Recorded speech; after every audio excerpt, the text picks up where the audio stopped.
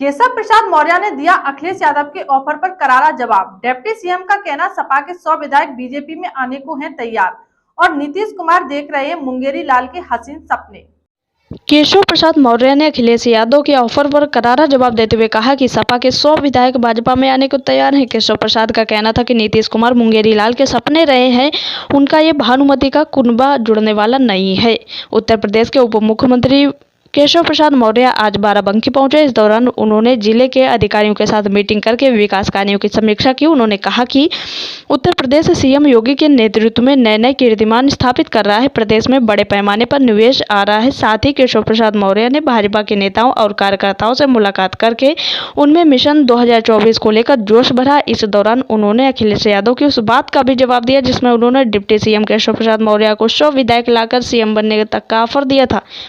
अखिलेश यादव को जवाब देते हुए केशव प्रसाद मौर्य ने कहा कि जिस तरह से पानी से निकलने के बाद मछली तड़पती है, उसी तरह अखिलेश यादव सत्ता के बिना तड़प रहे हैं। उन्होंने कहा कि समाजवादी पार्टी अब समाप्तवादी पार्टी हो गई है। उनके 100 विधायक खुद ही भारतीय जनता पार्टी में शामिल होने के लिए तैयार हैं, लेकिन हमें उन्हें तोड़ने की आवश्यकता नहीं है क्योंकि हमारी सरकार पूर्ण बहुमत में अच्छे से चल रही है। उन्होंने कहा कि अखिलेश यादव केशव प्रसाद मौर्य के समर्थक नहीं है, वे भाजपा और पिछड़ों के विरोधी हैं।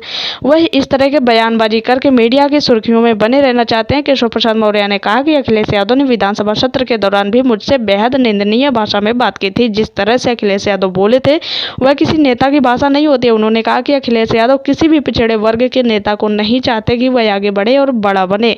वह केवल फूट डालो और राज करो के सिद्धांत पर काम करना चाहते हैं, जबकि उनकी सत्ता में आने की यह मंशा 25 सालों तक पूरी नहीं होने वाली। देखिए एक रिपोर्ट। सहयोगी मंत्री श्री सतीश जी और हमारे सांसद श्री उपेंद्र जी, हमारे माननीय विधायक साकेन जी, हमारे जिला अध्यक्ष जी शशांक जी, जिला पंचायत अध्यक्ष और एमएलसी हमारे अंगद जी, रामचंद्र यादव जी कहाँ चले गए, और यहाँ दिनेश जी, और यहाँ सभी डीएम साहब और ये कप्तान साहब सहित सभी अधिकारीगणों के साथ जिले की विस्तृत समीक्षा बैठक की गई है। सरकार का प्रयास है कि जनपद विकास के पथ पर आगे बढ़े। इसके लिए सभी क्षेत्रों में एक प्रगति का कीर्तिमान स्थापित करने का काम किया जाए और कई क्षेत्रों में बहुत अच्छा काम जनपद बाराबंकी के अंदर हुआ है, जिसमें ओडीओपी के अंतर्गत मैंने आज पहले यहाँ उद्योग जगत से जुड़े हुए बंधुओं से बात की, बहनों से बात की।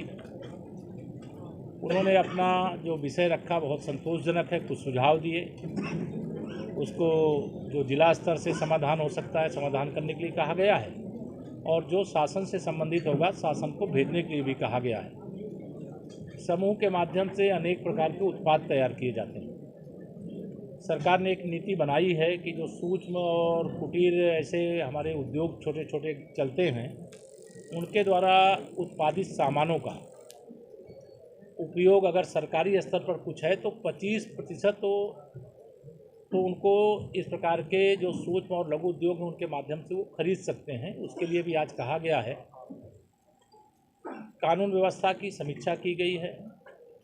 अपराध पर नियंत्रण के मामले में पूरे प्रदेश का डंका पूरे देश में बज रहा है, लेकिन बाराबंकी में भी बहुत शानदार काम हुआ है।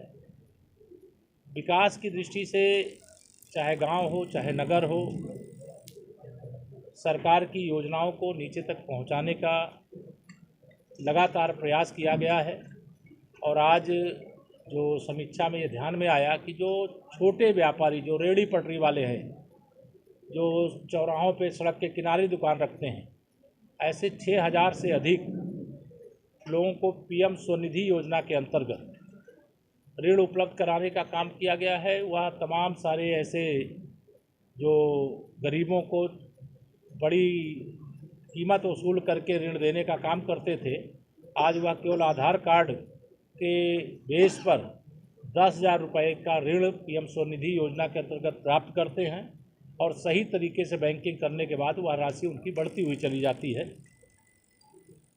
यह भी आज की मीटिंग में मैंने उनको सीएम बना दिया, इस पर क्या कहेंगे? देखिए, श्री अखिलेश यादव जी पानी से निकलने के बाद मछली को देखते हैं अपना तड़पती है। श्री अखिलेश यादव जी सत्ता के बिना तड़प रहे हैं। समाजवादी पार्टी समाप्तवादी हो गई है। वो समाप्त होने जा रही है। उनके 111 में से 100 विधायक स्वयं छोड़ करके सपा भाजपा की ओर आने के लिए तैयार बैठे हैं। अभी हमें तोड़ने की आवश्यकता नहीं है, हमारी सरकार मजबूती से चल रही है। पहला कार्यकाल चल गया, वो केशव प्रसाद के समर्थक नहीं है, वो भाजपा के विरोधी हैं, वो पिछड़ों के विरोधी हैं। वो इस प्रकार की बातें करके आपसे सवाल करवा करके मीडिया में चर्चा जरूर पा सकते हैं, लेकिन उनकी भावना कैसी है। जब विधानसभा का सत्र चल रहा था और विधानसभा के सत्र के दौरान जब उन्होंने तमाम सारी ऐसी बातें कही जो कड़वी बातें थी, हम लोगों ने धैर्य से सुना था। लेकिन जब मैंने उनके सामने उनके ही तमाम सारे जो विषय रखे गए, जब उनका जवाब देने की बात शुरू किया, तो उनकी जो भाषा थी इतनी निंदनीय थी, इतनी घटिया थी कि किसी राजनीतिक नेता की ऐसी भाषा नहीं होती। वो केशव प्रसाद के हितैषी नहीं